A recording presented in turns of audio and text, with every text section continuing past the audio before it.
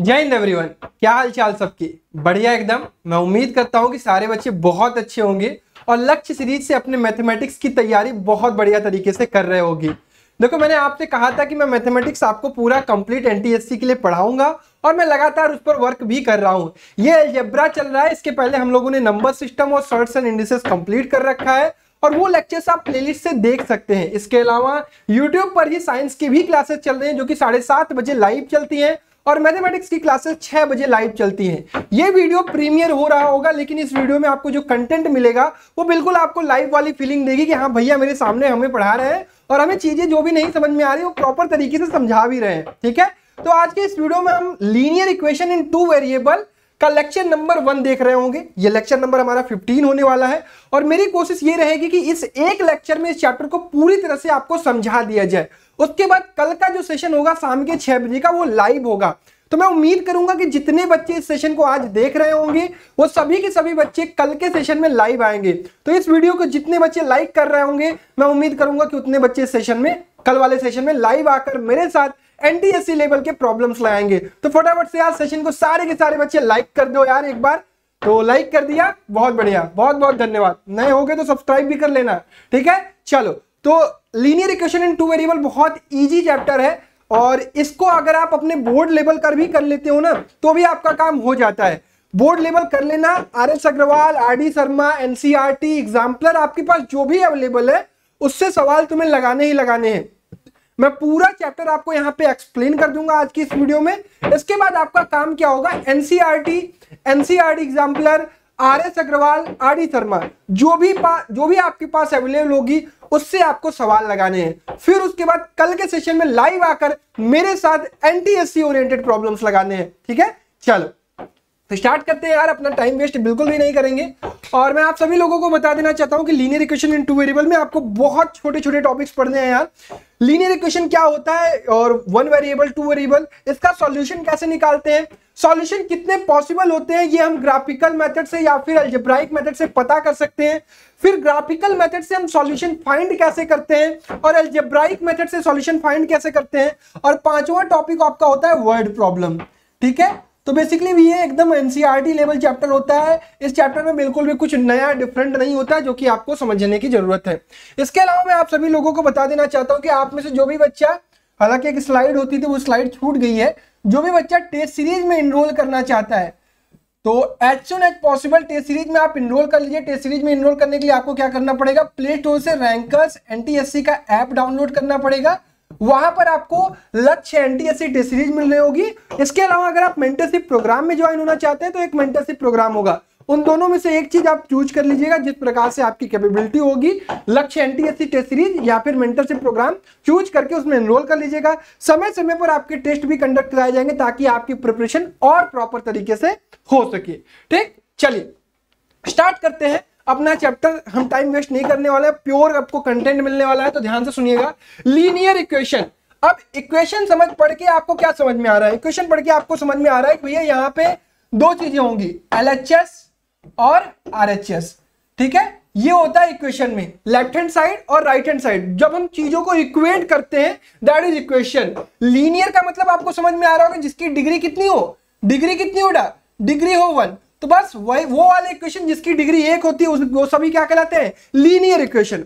अब linear equation में ही क्या होता है, linear equation in 1 variable, linear equation in 2 variable या linear equation in many variable. लेकिन हमें क्या पढ़ना है, लीनियर इक्वेशन इन 1 वेरिएबल और लीनियर इक्वेशन इन 2 वेरिएबल। यहां पे मैं लिख रहा हूं आपके लिए लीनियर इक्वेशन इन 1 वेरिएबल। अब 1 वेरिएबल पढ़ के आपको क्या समझ में आ रहा है भाई, एकदम बेसिक से लेकर चलूंगा और एडवांस तक आपको सारी चीजें पढ़ाऊंगा। लीनियर इक्वेशन इन 1 वेरिएबल लेकर समझ में आ रहा है कि भैया जैसे मान लीजिए लिखा हुआ है ax + b = 0। ये एक लीनियर इक्वेशन है, एक वेरिएबल में है और आपकी डिग्री कितनी है, 1 है। वेरिएबल क्या है, ये है x इज वेरिएबल। ठीक है, जिसकी वैल्यू बदल सकती है। a क्या है, ये कोफिशिएंट ऑफ x है, कोफिशिएंट ऑफ x है। b क्या है, b इज कांस्टेंट। ठीक है, ये कांस्टेंट है। अच्छा, एक चीज ध्यान रखिएगा कि a की वैल्यू यहां पर 0 नहीं हो सकती है। अगर ये a की वैल्यू 0 हो जाएगी तो ये क्या हो जाएगा, ये एक कांस्टेंट इक्वेशन हो जाएगी ना, b इज इक्वल टू 0, तो b की वैल्यू 0 हो रही है, इसका मतलब ये एक linear equation in one variable रह नहीं जाएगा, तो a की वैल्यू 0 नहीं होनी चाहिए। अब हम बात कर लेते हैं यार linear equation in two variable, जो आपको पढ़ना है, जो आपके चैप्टर का नाम है। An equation of the form ax plus by plus c is equal to 0 is called a linear equation, और यहां पर लिख लीजिए in two variable. That is standard form, समझिएगा बहुत छोटा छोटा कॉन्सेप्ट है, हर चीज पर आपको ध्यान देना है। ax plus by plus c is equal to 0, एक कंडीशन यहां पर लिखी जाती है कि where a square plus b square is not equal to 0। बहुत सारे बच्चे इस चीज का मतलब नहीं समझ पाते हैं, और यहां पर एक बहुत प्यारा कॉन्सेप्ट है, ये कहता है कि ax plus by plus c is equal to 0 is called linear equation in two variable where a square plus b square is not equal to 0। इसका मतलब a और b एक साथ 0 नहीं हो सकते हैं, a and b can not be 0 together, एक साथ 0 नहीं हो सकते हैं। ये कंडीशन तब हो पाती है a square plus b square अगर इक्वल टू 0 दिया गया है, तो इसमें केवल एक ही कंडीशन पॉसिबल है कि a की वैल्यू भी 0 है और b की वैल्यू भी 0 है। आपको इस टॉपिक पर एक सवाल भी करवाया था पिछले वाले लेक्चर में पॉलिनोमियल में, कि भाई अगर ये भी 0 ये भी 0 तभी 0 पॉसिबल है। क्यों? क्योंकि ये एक स्क्वायर नंबर है, कभी भी ये आपका स्क्वायर नंबर एक पॉजिटिव वैल्यू देगा, ये भी स्क्वायर नंबर है, ये भी आपका पॉजिटिव वैल्यू देगा, तो दोनों अगर पॉजिटिव वैल्यू दे रहे हैं तो a square plus b square की वैल्यू क्या होगी? हमेशा कुछ ना कुछ आपको पॉजिटिव वैल्यू आएगी। अगर 0 नहीं है तो 0 कब मिलेगा? जब a भी 0 होगा और b भी 0 होगा। तो इसका मतलब a और b एक साथ 0 नहीं हो सकते, क्योंकि अगर a 0 हो गया और b भी 0 हो गया तो ये linear equation in two variable नहीं रह जाएगा। मान लेते हैं कि अगर ये लिखा हुआ है 0x plus by plus C is equal to 0, इसको हम एक बार linear equation in two variable मान सकते हैं, इसको हम linear equation in two variable मान सकते हैं ax plus 0y plus C is equal to 0। हालांकि ये देखने में 0 हटा दोगे तो ये एक वेरिएबल में रह जाएगा, लेकिन आप linear equation in two variable में आप इसको रिप्रेजेंट कर सकते हैं 0 लगाकर, क्योंकि कोफिशिएंट कोई भी हो सकता है, ए बी सी क्या होते हैं? रियल नंबर होते हैं, वो कोफिशिएंट कुछ भी हो सकता है। बट ये कंडीशन पॉसिबल है, लेकिन ये कंडीशन नहीं पॉसिबल है। 0x plus 0y plus C is equal to 0, तो ये तो आ गया कॉन्स्टेंट इज इक्वल टू 0। यहां पे linear equation in two variable one variable रह ही नहीं गया। ठीक है, तो आई होप आपको ये आज समझ में आया होगा कि ये a square plus b square is not equal to 0 क्यों होता है। ठीक है, चलो बहुत बढ़िया। यहां लिखा हुआ है where a is a coefficient of x, b is a coefficient of y and c is the constant term, and a b c इसे पढ़ते हैं बिलोंग्स टू, इसे क्या पढ़ते हैं? Belongs to. a b c कहां बिलोंग करता है भाई? a b c belongs to the real number. Clear? तो आपको एक बेसिक आइडिया लग गया कि लीनियर इक्वेशन क्या होता है, linear equation in one variable क्या होता है, linear equation in two variable क्या होता है। ठीक, सब कुछ। अब आपको जो चैप्टर में पढ़ना है वो पढ़ना है pair of linear equation in two variable. क्या पढ़ना है आपको? Pair of linear equation in two variable. Pair मतलब आपको जोड़े में पढ़ना है। ठीक है, क्लियर है? आपको जोड़े में पढ़ना है, एकदम ध्यान समझते चलेगा। एनसीईआरटी में सारी चीजें लिखी हुई हैं, आपकी किताबों में सारी चीजें लिखी हुई हैं, तो आपको समझने में कोई समस्या नहीं आएगी। अब पेयर की बात करें तो हमारे पास दो linear equation in two variable होंगे, तो हम इनको लिखते हैं a1x plus b1y plus c1 is equal to 0, पहला इक्वेशन। और दूसरा हम लिखते हैं a2x plus b2y plus c2 is equal to 0। Where what we write here, ये अब सारे बच्चे बता पा रहे होंगे कि भैया a1 square plus b1 square is not equal to 0, a2 square plus b2 square is not equal to 0, a1 b1 c1 a2 b2 c2 belongs to real number. ये पूरा कंडीशन होगा pair of linear equation in two variable का। Clear है? a1x plus b1y plus c1 is equal to 0, ये एक आपकी पहली equation होगी। a2x plus b2y plus c2 is equal to 0, ये आपकी दूसरी इक्वेशन होगी। दोनों इक्वेशन को जब आप एक साथ सॉल्व करेंगे, एक साथ मिलाकर कोई काम करेंगे साइमल्टेनियसली, तो वो कंडीशन क्या कहलाती है? Pair of linear equation in two variable. ठीक, चलो अब ये तो बात होगी सारी कहानी की। कुछ बातें हैं जो आपके लिए इंपॉर्टेंट है, वो आपको समझनी है, यहां से समझते हुए चलेंगे। हालांकि ये ग्राफिकल चीज है। A linear equation in two variable represent a straight line on the graph where xy is the equation represent the coordinates of the line। अब ये जो आपको मैं ग्राफ लिख रहा हूं ना, ax plus by plus c is equal to 0, ये आपका लीनियर इक्वेशन है। तो जब आप इसको ग्राफ पर रिप्रेजेंट करते हो तो ये एक लीनियर इक्वेशन शो करता है। लीनियर इक्वेशन मतलब एक स्ट्रेट लाइन शो करता है। ग्राफ पर जब आप इस नंबर लाइन को प्लॉट करते हो, जो कि आपको क्लास 9th में सिखाया जाता है, कैसे नंबर लाइन पर आप ग्राफ मतलब कि ग्राफ पर नंबर लाइन को क्या कह रहा हूं, कैसे आप ग्राफ पर स्ट्रेट लाइन को प्लॉट करते हैं। यहां पर आप x की अलग अलग वैल्यू देखोगे, y की अलग अलग वैल्यू देखोगे, जिस पर सेटिस्फाई करेगी। यहां पर अलग अलग पॉइंट बनाओगे और पॉइंट से उस लाइन को मिला दोगे, एक लाइन मिल जाएगी, और वो लाइन जो मिलेगी आपको एकदम स्ट्रेट लाइन मिलेगी। तो जो आपका लीनियर इक्वेशन का ग्राफ होता है वो कैसा होता है, स्ट्रेट लाइन होता है। ये सारे बच्चे ध्यान रखेंगे, ठीक। अब इसमें कंडीशन बनती है, पहली condition, if b is equal to 0, equation will be the form of ax plus c is equal to 0, it is a line parallel to y axis। रटना नहीं है, बिल्कुल रटना नहीं है। देखो ax plus by plus c is equal to 0 है, ठीक। अगर ये कह रहा है कि b is equal to 0 हो गया, अगर ये b is equal to 0 हो गया तो इसका मतलब क्या, ये बच गया, ये बच गया ax plus c is equal to 0 और x is equal to क्या आया, माइनस c by a। तो ये जो x की वैल्यू है वो क्या है, माइनस c by a। मतलब कहीं पर भी ये कुछ इस प्रकार से होगा, ऐसे होगा या ऐसे होगा या ऐसे होगा। x की वैल्यू हमेशा क्या होगी, minus c by a। x की वैल्यू हमेशा क्या होगी, माइनस c by a। बहुत बढ़िया चीज है समझने का कि अगर आपका y का कोएफिशिएंट अगर 0 हो गया तो ये x वाली x is equal to minus c by a क्या होगी, एक लाइन होगी, स्ट्रेट लाइन, जो कि पैरेलल होगी y एक्सिस के। क्लियर, बहुत बढ़िया। दूसरी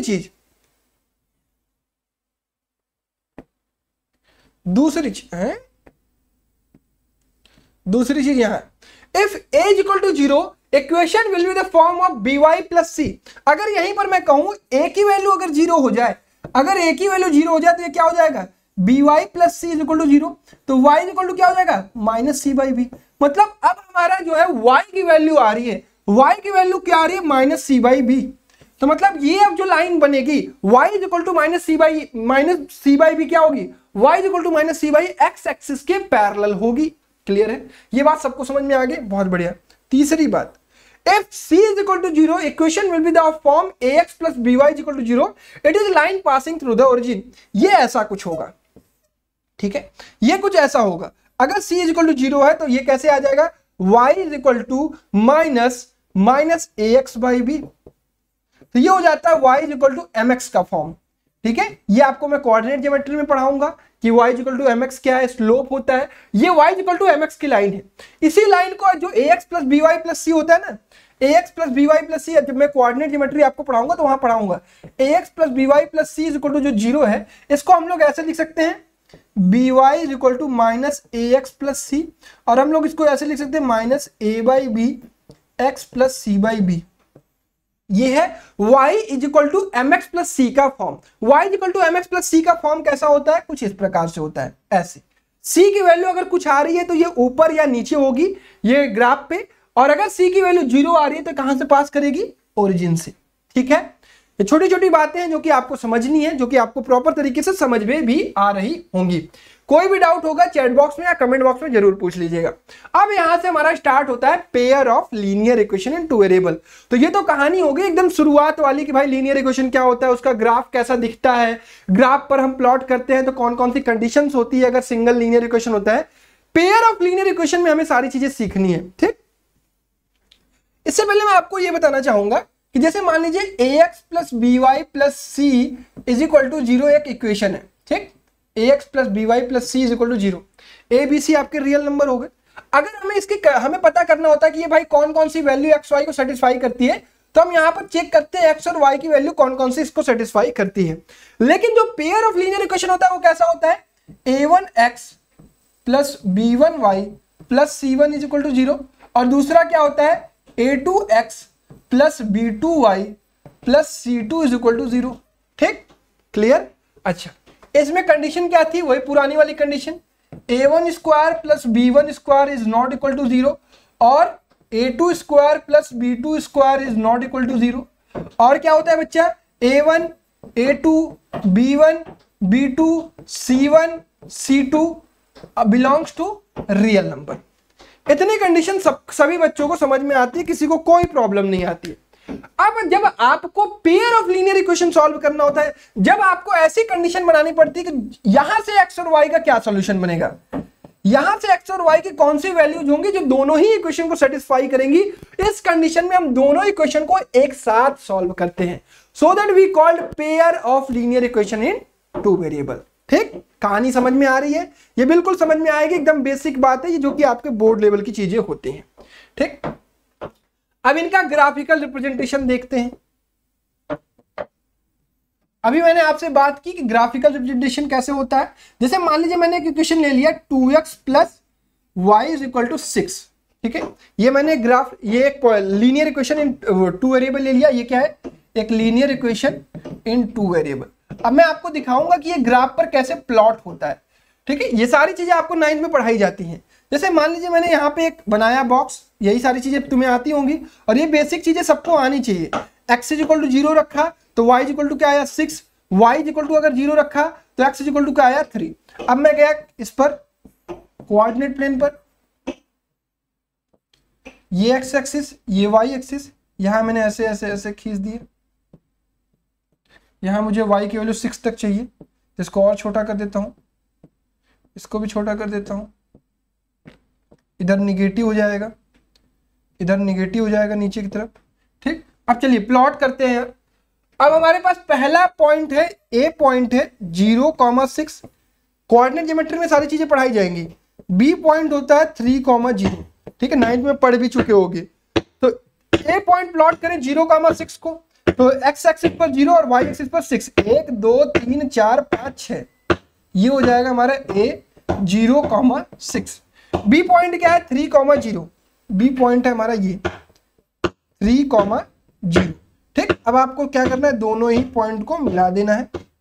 और ये जो लाइन बनी, ये कौन सी लाइन बनी? इस लाइन का इक्वेशन है 2x plus Y is equal to 6। ठीक है, तो ये सबसे आसान तरीका होता है लाइन को प्लॉट करने का। इसमें किसी को कोई दिक्कत होगी नहीं होगी। ये लाइन कैसी दिख रही है? ये लाइन भैया एक लीनियर, ये हमें एक स्ट्रेट लाइन दिख रही है। कैसी दिख रही है? स्ट्रेट लाइन दिख रही है। तो जो ग्राफ ऑफ लीनियर इक्वेशन होता है वो कैसा होता है? स्ट्रेट लाइन होता है। क्लियर? तो इतनी बातें, बेसिक बातें समझ में आ गई। अब चलिए बात कर लेते हैं कि भाई सॉल्यूशन कैसे हम फाइंड कर सकते हैं लीनियर इक्वेशन का, पेयर ऑफ लीनियर इक्वेशन का सॉल्यूशन कैसे फाइंड करते हैं। तो सॉल्यूशन फाइंड करने के आपके पास दो तरीके हैं। सॉल्यूशन फाइंड करने के आपके पास दो तरीके हैं। पहला तो तरीका है ग्राफिकल तरीके से, ग्राफिकल, और दूसरा होता है आपका अलजेब्राइक मेथड से। ठीक, तो पहले मैं आपको ग्राफिकली बताता हूं कि जब दो लाइंस होती हैं ग्राफ पे वो कैसे दिखती हैं। पहली कंडीशन, मान लीजिए आपने दो लाइन ग्राफ पर डाली और ये कंडीशन कुछ ऐसी बनी। एक लाइन कुछ ऐसे गई, मान लीजिए ये लाइन L1 है और दूसरी लाइन ऐसे गई, ये लाइन L2 है। तो ये आपका एक जगह इंटरसेक्ट की है, इंटरसेक्ट यहां पे। तो ये जो इंटरसेक्टिंग पॉइंट होता है ना, यही कहलाता है solution. XY is the solution of L1 and L2। यही पॉइंट है। ये पॉइंट क्या दर्शाता है? ये वो पॉइंट है जो कि इस लाइन को भी सेटिस्फाई कर रहा है और इस लाइन को भी सेटिस्फाई कर रहा है। सॉल्यूशन क्या होता है? सॉल्यूशन ये होता है कि जैसे मान लीजिए ये हमारा एक सिंगल लीनियर इक्वेशन है। ठीक है, ये हमारी एक स्ट्रेट लाइन है। यहां पर भी जो पॉइंट आ रहा होगा ना बेटा, यहां पर भी जो पॉइंट आ रहा होगा, यहां पर भी जो पॉइंट आ रहा होगा, सभी के सभी पॉइंट क्या कर रहे होंगे? इस लाइन को सेटिस्फाई कर रहे होंगे। मतलब अगर मैं देखूं यहां पर ऐसे ऐसे इसको मिलाऊं और यहां पर मिलाऊं, तो यहां पर मान लीजिए हमारे पास एक पॉइंट मिलता 2.5, 1 अप्रोक्सीमेटली मान लेते हैं। इसको जब इसमें तुम सेटिस्फाई करते तो इस लीनियर इक्वेशन को सेटिस्फाई कर रहा होता है। ठीक है, तो इस लाइन पर जितने भी पॉइंट होंगे, सभी के सभी पॉइंट इस लाइन को सेटिस्फाई करेंगे, इस इक्वेशन को सेटिस्फाई करेंगे। तो सेम कंडीशन यहां भी है। ये जो पॉइंट है वो इस लाइन पर भी आ रहा है, इस लाइन पर भी आ रहा है। तो यही एक सिंगल इकलौता पॉइंट होगा जो इस इक्वेशन को सेटिस्फाई करेगा, दोनों के दोनों। तो यही एक इकलौता सिंगल पॉइंट है जो कि सॉल्यूशन दे रहा होगा। तो इस कंडीशन को हम क्या कहते हैं? Intersecting line. ग्राफिकली आपको क्या मिला? Intersecting lines. और नंबर ऑफ सॉल्यूशन की अगर बात करें, नंबर ऑफ सॉल्यूशन की अगर मैं बात करूं तो आपको कितने सॉल्यूशन मिले? Unique solution. ठीक है, इसे क्या कहते हैं? Only one solution. ठीक है, क्लियर? चलो बहुत बढ़िया, आगे बढ़ते हैं। अब दूसरी कंडीशन क्या होती है? दूसरी कंडीशन ये होती है कि लाइन क्या करे? एक दूसरे के ऊपर हो जाए। जैसे मान लीजिए एक लाइन ये ऐसे L1 हो गई और दूसरी एक लाइन यहां से आई और ये लाइन L2 हो गई, ठीक है, ये एक दूसरे के ऊपर है, L1 और L2, clear, L1 line L2 line, ये एक दूसरे के ऊपर क्या है, एक दूसरे के ऊपर पड़ी। तो ये देखिए इतनी सारी कंडीशन आपको मिल रही है जहां पर आपको सेम सॉल्यूशन दोनों ही इक्वेशन का मिल रहा है। इसका मतलब इसके कितने सॉल्यूशन हो जाएंगे, ढेर सारे सॉल्यूशन। कितने सॉल्यूशन हो जाएंगे, ढेर सारे सॉल्यूशन। और ये क्या होती है, कोइंसिडेंट लाइन, ठीक है, ये कैसी लाइन है, कोइंसिडेंट, एक दूसरे के ऊपर ऊपर है, ठीक, कोइंसिडेंट लाइंस। और नंबर ऑफ सॉल्यूशन की अगर मैं बात करूं, नंबर ऑफ सॉल्यूशन की, तो यहां पर लिखते हैं इनफाइनाइट सॉल्यूशन, ठीक, नंबर ऑफ सॉल्यूशन कितने हो गए, इनफाइनाइट सॉल्यूशन। आराम से समझिएगा, पहली कंडीशन इंटरसेक्ट किया है एक सॉल्यूशन, एक दूसरे के ऊपर आए तो ढेर सारे पॉइंट आपको मिलेंगे, तो सॉल्यूशन कितने हो जाएंगे, इनफाइनाइट। जहां पर आपको एटलीस्ट एक सॉल्यूशन मिल रहा है, इन दो कंडीशन में आपको एटलीस्ट एक सॉल्यूशन मिलेगा, तो इसे हम कहते हैं कंसिस्टेंट,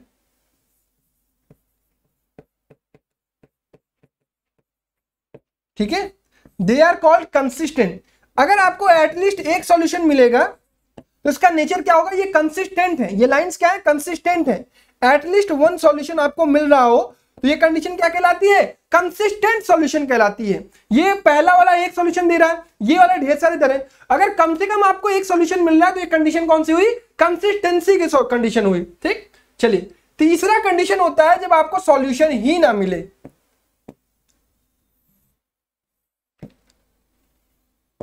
जैसे मान लीजिए एक लाइन ऐसी हो गई और दूसरी लाइन जस्ट इसके पैरेलल हो गई, तो ये लाइन क्या होती है, कभी भी एक दूसरे से इंटरसेक्ट नहीं करती है, तो ये कैसी लाइन कहलाती है, पैरेलल लाइंस,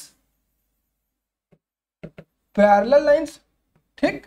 और नंबर ऑफ सॉल्यूशन की अगर बात करोगे तो कितने होंगे, जब भाई एक दूसरे से मिलेंगे ना, पैरेलल लाइन कभी भी एक दूसरे को टच नहीं करती है, तो यहां पर आपको कितने मिलते हैं, 0 सॉल्यूशन।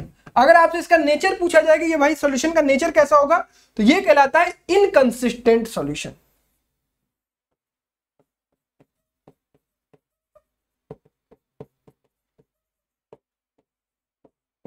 ठीक, समझ में आ गई इतनी चीजें। ग्राफिकली आप ग्राफ लाइन को ग्राफ पर देखकर बता सकते हो कि इसके कितने सॉल्यूशन होंगे। अगर ये एक दूसरे को इंटरसेक्ट कर रही है तो कितने सॉल्यूशन होंगे, यूनिक सॉल्यूशन। अगर एक दूसरे के ऊपर है तो कितने सॉल्यूशन होंगे, इनफाइनाइट नंबर ऑफ सॉल्यूशन। अगर ये एक दूसरे के पैरेलल है तो कभी भी एक दूसरे को टच नहीं करेंगी, तो यहां पे 0 सॉल्यूशन आएगा। इतनी बातें आई होप सारे बच्चों को समझ में आई होंगी। अब यही सारे सॉल्यूशन आप देख के लीनियर इक्वेशन को पता कर सकते हैं, बिना ग्राफ ड्रॉ किए भी पता कर सकते हैं। उसका तरीका क्या है, अलजेब्राइक मेथड से आप देखकर जो ग्राफ की इक्वेशंस है ना, जो लीनियर इक्वेशंस है ना, उनको देखकर पता कर सकते हैं कि भाई इसके यूनिक सॉल्यूशन होंगे, इसके आपके इनफाइनाइट सॉल्यूशन होंगे, कि इसके नो सॉल्यूशन होंगे। कैसे, आइए देखते हैं। आपकी इक्वेशन क्या है, पहली इक्वेशन है आपकी a1x plus b1y plus c1 is equal to 0। दूसरी इक्वेशन आपकी क्या है, a2x plus b2y plus c2 is equal to 0। अब आपके सामने ये दो इक्वेशन आएंगे, ठीक है, स्टैंडर्ड फॉर्म में आपकी ये दो इक्वेशन आएंगे। तो यहां से आप क्या निकालोगे, यहां से आप निकालोगे a1 की वैल्यू, a2 की वैल्यू, b1 की वैल्यू, b2 की वैल्यू, c1 की वैल्यू और c2 की वैल्यू। इफ, अब देखना, if a1 upon a2 is not equal to b1 upon b2, तो इस कंडीशन में आपको क्या मिलते हैं, यूनिक सॉल्यूशन, मतलब वन सॉल्यूशन, ठीक है।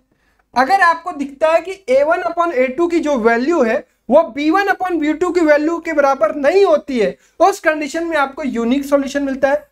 इसका ग्राफ कैसा होगा, इंटरसेक्टिंग, ठीक। दूसरी कंडीशन एकदम आराम से समझिएगा, पहली कंडीशन, दूसरी condition, if a1 upon a2 is equal to b1 upon b2 is equal to c1 upon c2, ये कौन सी कंडीशन हुई, ये कंडीशन हुई इनफाइनाइट मेनी सॉल्यूशन की।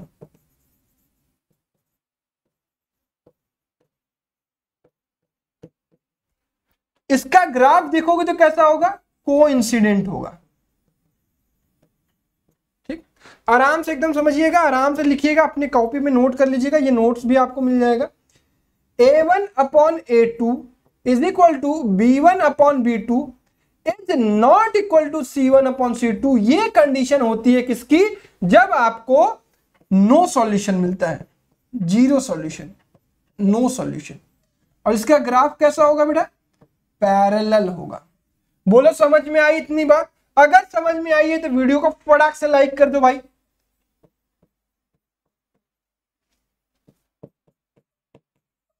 बस इस चैप्टर में लगभग अब कुछ है नहीं, अब सॉल्यूशन कैसे फाइंड करना है ये आपको पता करना है, ठीक है। ये पहली condition A1 upon A2 is not equal to B1 upon B2, unique solution. दूसरी condition A1 upon A2 is equal to B1 upon B2 is equal to C1 upon C2 अगर आपको दिख गया तो उसके कितने सॉल्यूशन होंगे? ढेर सारे सॉल्यूशन होंगे। A1 upon A2 is equal to B1 upon B2 is not equal to C1 upon C2, ये क्या हो जाएगा? ये कंडीशन होगी जीरो सॉल्यूशन की, नो सॉल्यूशन की। क्लियर? इनका नेचर कैसा होगा? Consistent in nature. और ये क्या होगा? इनकंसिस्टेंट। तो आई होप इतनी बात आपको सभी लोगों को समझ में आई होगी कि सॉल्यूशन कैसे आपको देखकर पता करना है कि भाई कितने सॉल्यूशन होंगे। ये चीजें अगर आपको पता करनी है तो ये आप अलजेब्राइक मेथड से ऐसे कर सकते हो, अगर आपको ग्राफिकल करना है तो आप ऐसे कर सकते हो। अब मैं आपको बताने जा रहा हूं कि सॉल्यूशन जब आप फाइंड करेंगे, कहां गया? हाँ, ये जो सॉल्यूशन अब आप फाइंड कर रहे हैं तो अब आप इसको दो मेथड से आंसर भी इसका निकाल सकते हो। एक तो यह तरीका होगा कि आपको दो इक्वेशन दी गई है, दोनों इक्वेशन का ग्राफ प्लॉट करो। ग्राफ प्लॉट करने के बाद क्या करोगे? जहां पर ये मीट कर रहे होंगे वही उसका सॉल्यूशन होगा। तो ग्राफिकल तरीका समझ में आया? आपको क्या करना है? दोनों ही इक्वेशन का ग्राफ ड्रॉ करना है। ग्राफ ड्रॉ करने के बाद जहां वो मीट कर रही होगी वही उसका सॉल्यूशन होगा। एक्स का कोऑर्डिनेट एक्स का सॉल्यूशन होगा, वाई का कोऑर्डिनेट वाई का सॉल्यूशन होगा। ढेर सारे सॉल्यूशन आएंगे तो इनफिनिट सॉल्यूशन लिखोगे। जब लाइन पैरेलल हो जाएंगे तो उसका सॉल्यूशन नहीं निकलेगा। क्लियर? दूसरा मेथड क्या होगा? अलजेब्राइक मेथड होगा। अब अलजेब्राइक मेथड कितने होते हैं? तीन मेथड होते हैं। पहला सब्स्टिट्यूशन मेथड,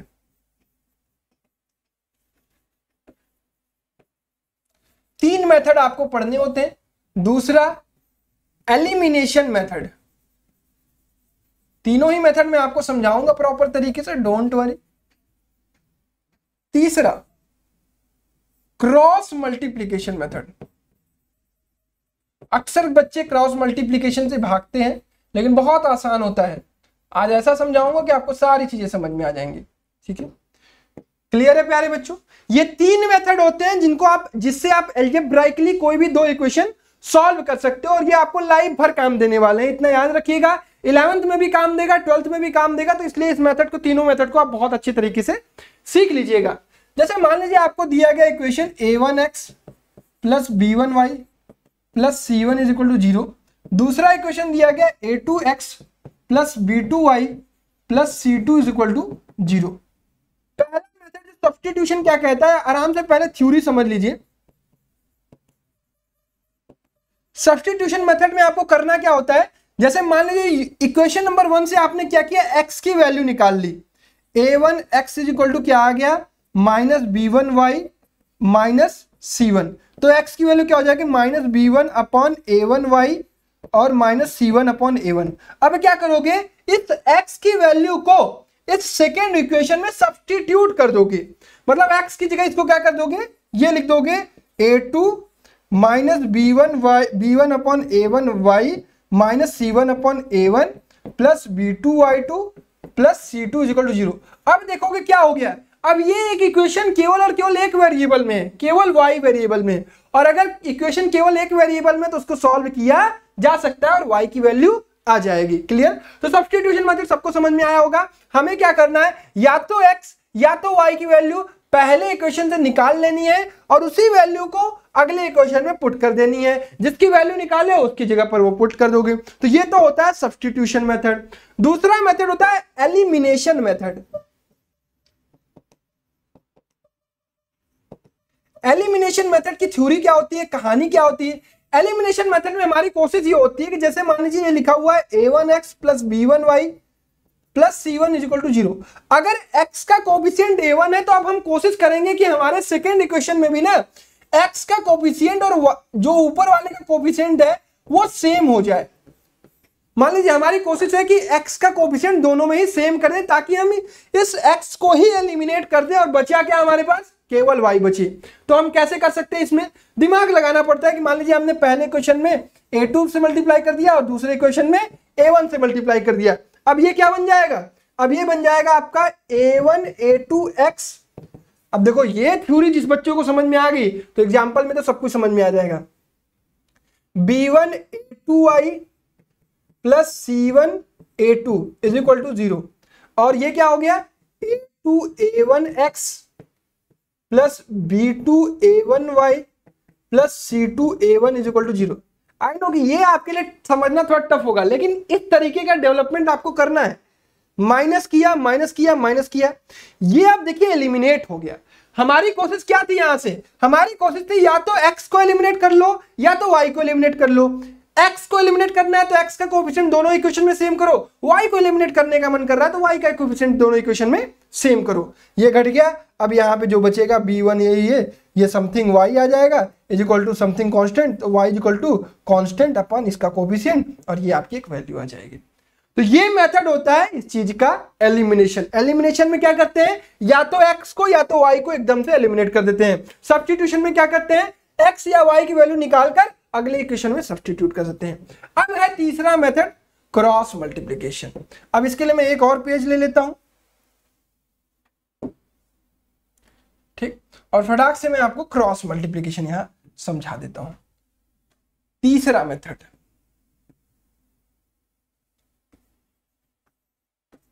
क्रॉस मल्टीप्लिकेशन। देखो चैप्टर मैंने आपको बताया बहुत आसान होता है, कुछ है नहीं चैप्टर में, और ये चैप्टर जिसका स्ट्रांग रहेगा, अच्छा जो बच्चे दिल्ली के हैं, जो बच्चे क्लास 9 10th के दिल्ली के हैं, उनके यहाँ बेसिक मैथ आती है और बेसिक मैथ में आपकी मैथ स्ट्रांग होनी चाहिए। इस चैप्टर से आप बहुत बेसिक मैथ के सवाल लगा पाओगे। चलो क्रॉस मल्टीप्लिकेशन में आपको क्या करना है, a1x plus b1y plus c1 is equal to 0। जो भी क्वेश्चन दिया गया आपको इस फॉर्म में लिखना है a2x plus b2y plus c2 is equal to 0। अब यहां से क्रॉस मल्टीप्लिकेशन कहता है, यहां लिखो x is equal to y is equal to 1, ठीक, x अपॉन y अपॉन और 1 अपॉन, पहले प्लस दूसरा माइनस फिर प्लस, यहां y के आगे लगा दो माइनस। क्लियर है। x अपॉन में क्या आएगा, x को छुपा लो, b1 इंटू c2, देखो ऊपर से नीचे जा रहे हैं, b1 into c2 minus c1 into b2, ठीक, x के नीचे लिख रहे हैं तो x को छुपा रहे हैं, b1 इंटू c2 और ऊपर से फिर c1 इंटू b2, ऊपर से नीचे की तरफ जा रहे हैं, ध्यान रखना ऊपर से नीचे की तरफ। सेम काम y में करेंगे, y को छुपा लेंगे a1 into c2 minus a2 into c1। Clear. अब कांस्टेंट टर्म को ले रहे हैं तो c1 c2 को छुपा लो, a1 into b2 minus a2 into b1। समझ में आया, ऊपर से नीचे ऊपर से नीचे ऊपर से नीचे ऊपर से नीचे, हमेशा लेफ्ट टू राइट चलेंगे, पहले प्लस ऊपर माइनस फिर यहां माइनस फिर यहां प्लस। अब यहां से x की वैल्यू क्या आ जाएगी, x इज इक्वल टू आ जाएगा, इन दोनों को एक साथ ले लो, कांस्टेंट है दोनों, तो x इज इक्वल टू हो जाएगा b1 c2 minus b2 c1 upon a1 b2 minus a2 b1, ठीक, x की वैल्यू आ गई, ये कांस्टेंट होगा। y की वैल्यू क्या हो जाएगी, माइनस यहां से कॉमन ले लोगे तो ये हो जाएगा a2 c1 minus a1 c2 upon में a1 b2 minus a2 b1। Clear है क्या, समझ में आया। देखो अभी एक सवाल भी करेंगे, कैसे अप्लाई करेंगे वो सारी चीजें सीखेंगे, तीनों ही मेथड अप्लाई करेंगे, सब्स्टिट्यूशन, एलिमिनेशन और क्रॉस मल्टीप्लिकेशन, ताकि आपको सारी चीजें समझ में आ जाए। ठीक है, ये थ्योरी समझ में आई इतनी बार। चलो अब इस चीज को अप्लाई करते हैं, तब आपको चीजें जाकर समझ में आएंगी। सवाल है, solve 3x plus 2y plus 25 is equal to 0 and x plus y plus 15 is equal to 0 by substitution, elimination and the cross multiplication. यहां पे हमारा मेथड भी चेक हो जाएगा, तीनों मेथड से आंसर भी सेम आ जाएंगे। पहला 3x plus 2y plus 25 is equal to 0, तो हमने क्या किया, यहां से x की वैल्यू निकालने की कोशिश की, तो ये आ जाएगा माइनस 25 माइनस 2y और x इज इक्वल टू आ जाएगा माइनस 25 माइनस 2y बाई 3 आ जाएगा। अब जहां से आपने वैल्यू निकाली है ना कि वहीं उठा के पुट कर दे अगले इक्वेशन में। अगला इक्वेशन क्या है, x plus y plus 15 is equal to 0। अब इस x की वैल्यू इसमें पुट कर दो, ये हो जाएगा -25 minus 2y divided by 3 plus y plus 15 is equal to 0। LCM ले लो, -25 माइनस 2y प्लस 3y और प्लस 45 इज इक्वल टू 0। ये आ जाएगा आपके पास y और ये आ जाएगा आपके पास प्लस 20 इज इक्वल टू 0। यहां से क्या आ गया, y इज इक्वल टू -20। अब अगर y की वैल्यू -20 आ रही है तो यहाँ पे पुट कर दोगे तो x की वैल्यू आ जाएगी, x इज इक्वल टू क्या हो जाएगा, -25 माइनस माइनस प्लस 20 दूना 40 प्लस 40 डिवाइडेड बाई 3 और ये आ गया आपके पास 15/3। तो x इज इक्वल टू कितना आया, 5। क्लियर है। तो 5 और -20, ये पहला सब्स्टिट्यूशन मेथड समझ में आया सबको। अब यहां पे मैंने x की वैल्यू निकाली, आपकी इच्छा कर रही है आप y की वैल्यू निकाल लो, आप y की वैल्यू यहां उठा के पुट कर दो। क्लियर है, आपकी जो इच्छा करे वो कर सकते हो, सब्स्टिट्यूट करना है। चलिए अब दूसरा मेथड लगाते हैं, एलिमिनेशन। ये सबसे आसान होता है। अब यहां पे इक्वेशन क्या है, 3x plus 2y plus 25 is equal to 0 और दूसरा इक्वेशन क्या है, x plus y plus 15 is equal to 0। अब हमारा एम क्या होगा, देखो सवाल लगाते हो तो आपका दिमाग में क्या चलना चाहिए, आपके दिमाग में ये चलना चाहिए या तो मैं x का कोफिशिएंट सेम कर लूं दोनों इक्वेशन में, या तो y का सेम कर लूं। x का सेम करना होगा तो सेकंड इक्वेशन में हमें 3 से मल्टीप्लाई करना होगा, और y का सेम करने का मन कर रहा है तो y के लिए क्या करना पड़ेगा, 2 से मल्टीप्लाई करना पड़ेगा। तो कर लेते हैं यार, चलो मेरा मन कर रहा है कि मैं y को कर लेता हूं। तो मैंने क्या किया, इस इक्वेशन में 2 से मल्टीप्लाई कर दिया, तो ये पूरी की पूरी इक्वेशन क्या हो जाएगी, 2x plus 2y plus 30 is equal to 0। अब ये इक्वेशन नंबर 1 और ये इक्वेशन नंबर 2। कोई काम अगर आप मल्टीप्लाई कर रहे हो तो LHS और RHS दोनों में कर रहे हो, इसलिए कोई इफेक्ट नहीं पड़ेगा। ठीक है, चलो अब सॉल्व कर लेते हैं। कैसे सॉल्व करते हैं, यहां लिख दिया 3x plus 2y plus 25 is equal to 0 और यहां लिख लिया 2x plus 2y plus 30 is equal to 0। हमें एलिमिनेट करना है, कोई एक कोफिशिएंट y को हमने बराबर किया है तो हम क्या करेंगे, यहाँ सब्सट्रैक्ट कर देंगे। तो माइनस ये कट गया, यहां बचा x और यहां बचा -5 इज इक्वल टू 0। तो x इज इक्वल टू क्या आ गया, 5 आ गया। अब ये जो x इज इक्वल टू 5 आया, आप किसी भी इक्वेशन में पुट कर लीजिए। मान लीजिए आप इसमें कर लीजिए, आपका मन कर रहा है, तो 5 plus y plus 15 is equal to 0। तो y इज इक्वल टू कितना आया, -20। बोलो दोनों ही मेथड से सवाल का आंसर सही आया क्या, x is equal to 5 y is equal to -20, x is equal to 5 y is equal to -20। Done, समझ में आया दोनों मेथड, सब्स्टिट्यूशन एलिमिनेशन सबको समझ में आया। देखो बच्चों, आप इसको और प्रैक्टिस कर सकते हो, बहुत सारे सवाल आपके एनसीईआरटी में और बहुत सारे सवाल आपके RS अग्रवाल, RD शर्मा, जो भी आपके पास किताब है उससे लगाना। ठीक है, तभी आप परफेक्टली आंसर्स निकालना सीखोगे। मैं तो यहां सिखा रहा हूं ना। चलो अब cross multiplication, 3x plus 2y plus 25 is equal to 0 पहला इक्वेशन, दूसरा x plus y plus 15 is equal to 0। मिला लूं, x plus y plus 15, 3x plus 2y plus 25। हमेशा क्रॉस मल्टीप्लीकेशन लगाते वक्त बात ध्यान ये रखना कि हमेशा कोशिश यही रहे कि इसी फॉर्म में लिखा रहे, स्टैंडर्ड फॉर्म में, तब आपसे गलती नहीं होगी। ठीक है, गलती नहीं करनी है हमें एक मेथड सीखना है, 72 मेथड नहीं सीखना है। x y 1 डिवाइड, नीचे ऐसे ऐसे, equal two plus minus plus. ठीक, बहुत बढ़िया। अब x के लिए x को छुपाया, 2 इंटू 15, देखो यहां लिख दे रहा हूं, 2 into 15 minus 25 into -1, 25 into 1 sorry. फिर y को छुपाया, 3 इंटू 15 माइनस 25 इंटू 1। ठीक है, क्लियर। कांस्टेंट को छुपाया, 3 इंटू 1, 2 इंटू 1। ये क्या है, x अपॉन, ये आया 30 माइनस 25, ये आया आपके पास माइनस वाई अपॉन 45 माइनस 25, ये आया आपके पास 1/3 माइनस 2। और सॉल्व करिए, ये आया x/5, ये आया आपके पास माइनस वाई अपॉन 20 और ये आया आपके पास 1/1। अब आप इक्वेट कर सकते हो, कैसे करोगे, इसको इसके साथ कंपेयर कर लो, इसको इसके साथ कंपेयर कर लो। तो x/5 is equal to 1, x/5 is equal to 1, तो x इज इक्वल टू 5। फिर y is equal to minus y/20 is equal to 1, तो y इज इक्वल टू -20। तो आपने देखा कि तीनों के तीनों मेथड से हम सवाल को सॉल्व कर सकते हैं और बिल्कुल सही आंसर निकाल सकते हैं। एग्जाम में जैसा क्वेश्चन आएगा वैसा हम अप्लाई करेंगे।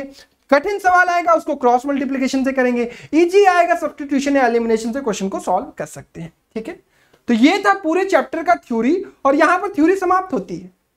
अब इसके बाद बचता है केवल और केवल क्या, वर्ड प्रॉब्लम। ठीक है, वर्ड प्रॉब्लम जो बच रहा है वो आपको मैं बता रहा हूं। ठीक है, चल कुछ बातें लिखी गई हैं, फटाफट से इनको देख लेते हैं, पढ़ लेते हैं। General equation of the straight line is of the form ax plus by plus c equal to 0 which is a linear equation in two variable. ठीक, कोई समस्या नहीं। Two lines in a plane can be either intersecting or parallel or coincident which gives us condition for unique solution, no solution or infinite many solution। Already आपने पढ़ा। तीसरा point, linear equation can be solved either graphically, आपको बताया, और can be solved अलजेब्राइकली। ठीक है, दोनों ही method सिखाया आपको। Equations of the following type can be reduced to a linear equation in two variable and can be solved by any method discussed, आपसे इसके साथ जो डिस्कस किया गया। अगर मान लीजिए ऐसा इक्वेशन आ गया a1 upon x plus b1 upon y is equal to c1, a2 upon x plus b2 upon y is equal to c2। ऐसे इक्वेशन कैसे सॉल्व करेंगे भैया? ऐसे इक्वेशन को आपको क्या करना पड़ेगा, let 1 upon x is equal to u, let 1 upon y is equal to v। अब इसी इक्वेशन को हम कन्वर्ट कर देंगे किसमें, लीनियर इक्वेशन में। कैसे ये हो जाएगा, 1 upon x को जैसे ही हमने लिखा तो ये हो गया a1u plus b1v is equal to c1, और दूसरा इक्वेशन क्या हो गया, a2u plus b2v is equal to c2। क्योंकि जैसे ही आप इसको सॉल्व करने जाते हैं ना, ये लीनियर इक्वेशन आपको दिख नहीं रहा है, ये लीनियर इक्वेशन दिख नहीं रहा, बट आप इसको कन्वर्ट कर सकते हो लीनियर इक्वेशन में। ठीक, कैसे करोगे, 1 अपॉन x की वैल्यू मान लोगे, फिर u और v को सॉल्व करोगे, फिर यहां से x की वैल्यू निकाल लोगे। दूसरा टाइप का जो है a1x plus b1y is equal to c1xy है। ऐसे कंडीशन में क्या करोगे, xy से दोनों साइड डिवाइड करोगे पहले, तो ये हो जाएगा a1x upon xy plus b1y upon xy is equal to c1xy upon xy। अब यहां क्या बचा, a1 upon y plus b1 upon x plus c1। अब यहां से फिर क्या करोगे, 1 upon y is equal to u, 1 upon x is equal to v, तो यहां पर ये हो जाएगा a1u plus b1v is equal to c1। Clear है?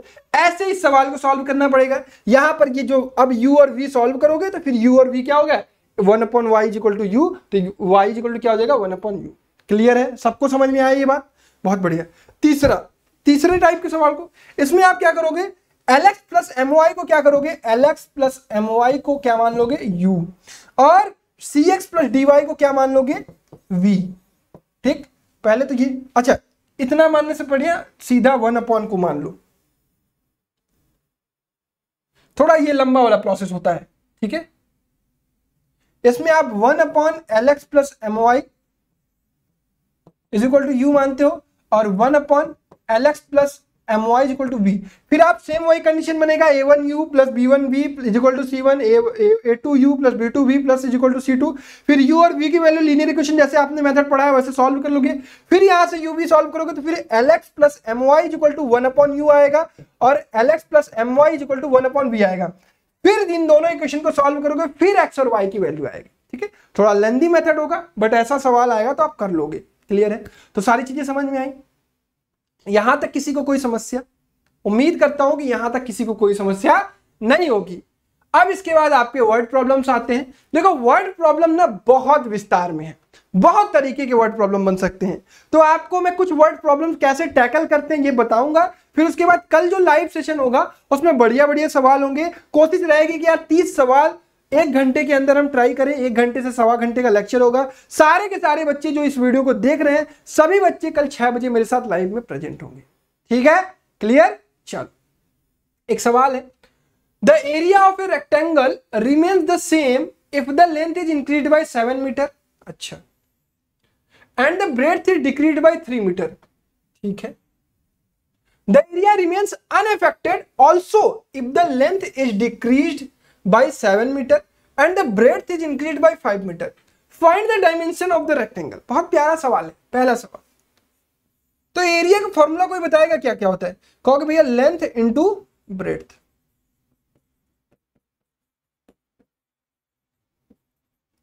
लेट लेंथ को हम क्या मान लेते हैं? Let length is equal to x and breadth is equal to क्या मान लेते हैं, y। तो भैया इसका एरिया होगा कितना, एरिया हो जाएगा भैया xy। क्लियर, एरिया हो जाएगा xy, इसमें किसी कोई समस्या नहीं। कह रहा है कि the area of the rectangle remains the same if the length is increase by 7 metre. Suppose हमने क्या किया, x प्लस 7 कर दिया और कह रहा है कि ब्रेड्थ को डिक्रीज कर दिया y माइनस 3। ठीक, clear, x plus 7 into y minus 3, और ये किसके बराबर होगा, पुराने वाले एरिया के बराबर। पुराना एरिया कितना है, xy। पहली कंडीशन तो यही दे रही है, सबको इस बात समझ में आई कि नहीं ये बताओ। पहली कंडीशन यही दे रही है कि अगर आपने लेंथ को बढ़ाया इतना, ब्रेड्थ को इतना घटाया, तो ये पुराने वाले एरिया के ही बराबर होगी, ये लेंथ इंटू ये ब्रेड्थ इज इक्वल टू पुराना वाला एरिया।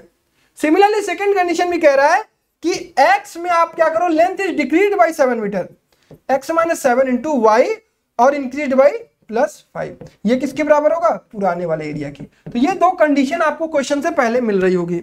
अब आपको सॉल्व करना है और x और y की वैल्यू निकालनी, क्योंकि डायमेंशन पता करने हैं।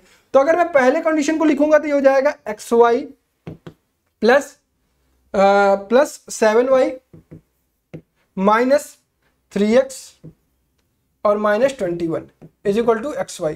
अब देखो xy से xy कट गया, बचा क्या, 7y minus 3x is equal to 21। दूसरा इक्वेशन क्या सॉल्व करके देगा तुम्हें, xy minus 7y plus xy minus 7y plus 5x और minus 35 is equal to xy आ गया। फिर xy से xy कट गया, फिर यहां से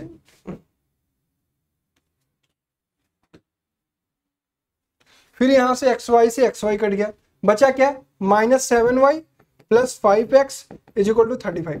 अब आपका दिमाग कैसे काम करता है यहाँ पे कि यहाँ मैं कौन सा मेथड लगाऊं कि मेरा सॉल्यूशन जल्दी आ जाए। अब आपको दिख रहा है कि y की कोफिशिएंट सेम दोनों में लगभग दिख रही है, ऐड कर दूं तो मेरा काम तुरंत हो जाएगा। 7y minus 3x is equal to 21 और ये हो गया minus 7y plus 5x is equal to 35। दोनों इक्वेशन को ऐड करो, ये कट जाएगा, ये बचेगा 2x और ये बचेगा 5 6 3 2 5 56 और x इज इक्वल टू कितना आ गया, 28 आ गया। Clear, x is equal to 28 आ गया, तब y कहीं भी से भी निकाल सकते हो। तो ये हो जाएगा कितना, मान लीजिए हो गया 7y minus 3 8 24 4 2 carry 3 2 6 2 8 84 is equal to 21।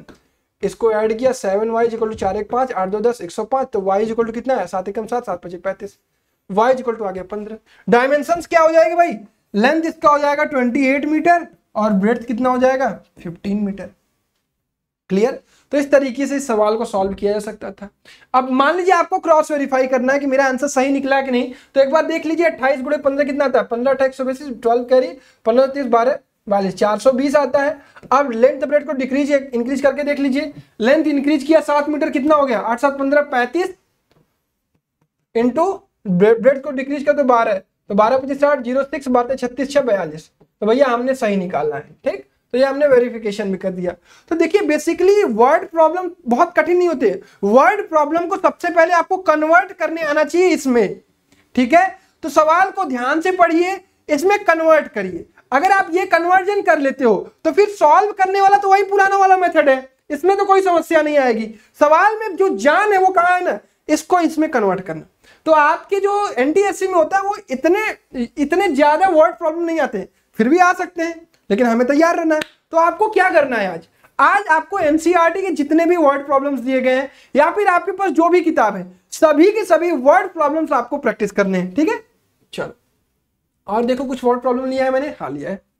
Aruna has only ₹1 and ₹2 coins with her if the total number of coins that she has is 50। Total number of coin है, उसके पास ₹1 के सिक्के हैं और ₹2 के सिक्के हैं। The amount of money with her is 75, पैसे कितने हैं उसके पास ₹75 के। देन टोटल नंबर ऑफ ₹1 और ₹2 के कॉइन। तो मान लेते हैं यार ₹1 के कॉइन उसके पास कितने x हैं और ₹2 के कॉइन कितने हैं y हैं। अब ₹1 coin x number of coin है, y नंबर ऑफ कॉइन है, टोटल कॉइन कितने हैं x plus y is equal to 50। और टोटल अब पैसा कितना होगा, एक कॉइन में अगर आप ₹1 से मल्टीप्लाई करोगे तो आपको ₹100 मिलेगा और ₹2 के y कॉइन में मिलाओगे तो कितने पैसे मिल जाएंगे आपको, 2y मिल जाएंगे। ये किसके बराबर है, 75 के। इतना रुपया है आपके पास। अब सॉल्व कर लो, सब्ट्रैक्ट कर लो, तो minus y is equal to कितना है, -25। तो y इज इक्वल टू कितना है 25। अगर y इज इक्वल टू 25 है तो x इज इक्वल टू 25। तो उसके पास 25 सिक्के 1 रुपए के हैं और 25 सिक्के 2 रुपए के हैं। 25 एकम 25 रुपए और 25 दूना 50, 50 25 75 रुपए। तो 25 और 25 उसके पास कॉइन्स है। क्लियर है? सबको समझ में आया? क्या ये कठिन सवाल था? बिल्कुल नहीं। इस तरह के सवाल आपके यहाँ आते हैं और ये एनसीईआरटी लेवल सवाल है। देखो एक और सवाल है, ठीक है। At the present age of a father and his son are in the ratio 7:3 and they will be in the ratio of 2:1 after 10 years. Then the present age of the father. अब कोई बच्चा मान लीजिए exam में पढ़ा तो उसे लगा करे यार ये तो रेशियो का सवाल आ गया। नहीं, बेसिक मैथ के भी जो सवाल आते हैं ना वो 9th-10th के मैथमेटिक्स से भी हो सकते हैं, लीनियर इक्वेशन से, क्वाड्रेटिक इक्वेशन से। ठीक है, चलो तो मान लेते हैं यार कि प्रेजेंट एज कितनी हो गई, x और y हो गई। तो उनका रेशियो क्या दिया गया प्रेजेंट एज का, 7:3 दिया गया है। दूसरी बात क्या गई है, and they will be into 2:1 after 10 year. अगर 10 साल की बात करो तो इसके पापा की एज x+10 हो जाएगी और ये हो जाएगा y+10 इज इक्वल टू कितना हो जाएगा 2:1। बस अब दो इक्वेशन है, सॉल्व कर लो। x की वैल्यू यहां से निकाल लो, x इज इक्वल टू आ गया 7/3y। अब यहां पुट कर दो 7/3y + 10 upon y+10 is equal to 2। अब यहां मैंने सब्स्टिट्यूशन लगा दिया, तो जो मेथड आपको आसान लगे वो लगा सकते हो। तो ये हो गया 7/3y + 10 is equal to 2y + 20। ये आ गया आपके पास 7/3y - 2y और ये आ गया आपके पास 10। 3 दूना 6y हो गया और यहां बचा y/3 इज इक्वल टू 10। तो y इज इक्वल टू कितना आ गया 30 आ गया। तो y इज इक्वल टू 30 आ गया तो x इज इक्वल टू कितना हो जाएगा, x इज इक्वल टू हो जाएगा भैया 7/3 × 30। 3 से काटा 10 और ये आ गया 70। तो पूछ किसका एज रहा है, पूछ रहा है भैया फादर का एज। तो फादर तो x है और बेटा कितना है y है, तो इसका मतलब फादर का एज 70 आ गया। कठिन सवाल था क्या? नहीं, हमें x और y मानना था, फादर का x माना, बेटे का y माना। x/y की वैल्यू 7/3 दी गई थी, 10 साल बाद दी गई, x+10 हो जाता है, ये y+10 हो जाता है। x+10 अपॉन y+10 की रेशियो क्या हो जाती है 2:1। दो इक्वेशन सब्स्टिट्यूट किया, सॉल्व करके आंसर निकाल दिया। टफ नहीं होता है वर्ड प्रॉब्लम, हम डरते हैं, हम सवाल को एल्जेब्राइकली रिप्रेजेंट करना नहीं जानते हैं। ये जिसको आ गया उसको वर्ड प्रॉब्लम से कभी डर नहीं लगेगा, और वर्ड प्रॉब्लम से आपको डरना बंद करना पड़ेगा, क्योंकि क्लास 11-12 में जब जाओगे फिजिक्स के न्यूमेरिकल्स लगाओगे वो पूरे के पूरे वर्ड प्रॉब्लम से मिलेंगे। अभी भी तुम फिजिक्स के न्यूमेरिकल लगाते होगे वो वर्ड प्रॉब्लम से मिलते हैं। फिजिक्स में ऐसा नहीं कहा जाता है कि भैया b = u + at है तो ये ले लो हमसे, a की वैल्यू ये है, t की वैल्यू ये है, u की वैल्यू ये है, v की वैल्यू निकाल लो। ऐसा नहीं होता। एक आपको कहानी दी रहती है, कहानी से आप ये चीज निकालते हो तब इस चीज को अप्लाई करते हो। इसका मतलब आपको वर्ड प्रॉब्लम से डरना बंद करना पड़ेगा। बोलो बात समझ में आई कि नहीं? आ गई होगी। चलो बहुत बढ़िया। तो ये आई होप मेरा आखिरी सवाल है क्या? हाँ, तो इस सवाल को मैं चाहूंगा कि आप होमवर्क के रूप में करिए, बहुत आसान सवाल है। दो जितने बच्चे लास्ट तक देख रहे होंगे वो बच्चे इस होमवर्क करके आंसर देंगे, और कल सारे के सारे बच्चे जो इस वीडियो को लाइक कर रहे हैं, सभी के सभी बच्चे तो फटाफट से लाइक तो कर दो यार, मुझे पता तो चल जाए कल कितने बच्चे लाइव में आने वाले हैं, और जो नहीं आया उसकी बड़ी पिटाई होगी।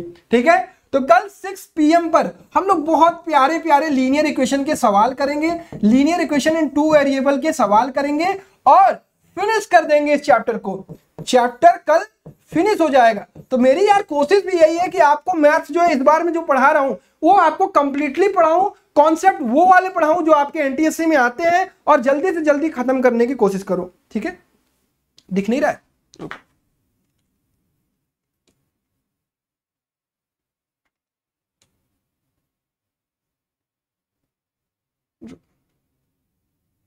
चलो अब दिख रहा होगा। Auto rickshaw fair in city ठीक है। तो ये काम कर लो सारे के सारे बच्चे, होमवर्क है लगा लेना। और ये चैप्टर की थ्योरी, ये चैप्टर का कॉन्सेप्ट यहीं पर फिनिश होता है। लीनियर इक्वेशन इन 2 वेरिएबल में कुछ है नहीं, बिल्कुल आराम से आप इस चैप्टर को फिनिश कर सकते हो। और इस सवाल का जवाब देना कल 6 बजे सारे के सारे बच्चे लाइव आकर प्रैक्टिस करेंगे एनटीएससी ओरिएंटेड प्रॉब्लम। फिर 2 दिन फिर क्वाड्रेटिक की इसी तरह से प्रीमियर वीडियो मिलेगी और क्वाड्रेटिक का प्रैक्टिस सेशन होगा, और उसको भी कोशिश करूंगा 2 दिन में फिनिश करने का। ठीक है, चलो तो वीडियो देखने के लिए बहुत बहुत धन्यवाद। अपना ख्याल रखिए। Bye bye everyone, love you all and जय हिंद।